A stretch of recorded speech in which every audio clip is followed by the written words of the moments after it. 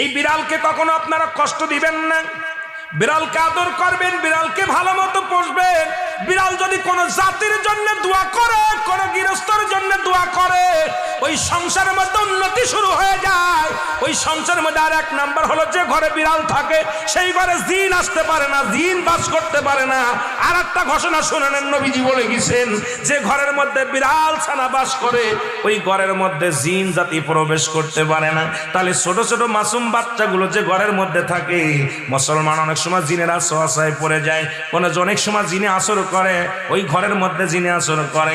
যে ঘরের মধ্যে বিড়ালকে আদর করে বিড়াল থাকে, ওই ঘরের মধ্যে বিলাই বিড়াল বিড়াল বিলাই বিলাই, এইটা যার ঘরের মধ্যে আছে এই ঘরের মধ্যে দুষ্ট জিনেরা আসতে পারে না। জোরে জোরে চিল্লায়া বলা যাবে না মারহাবা।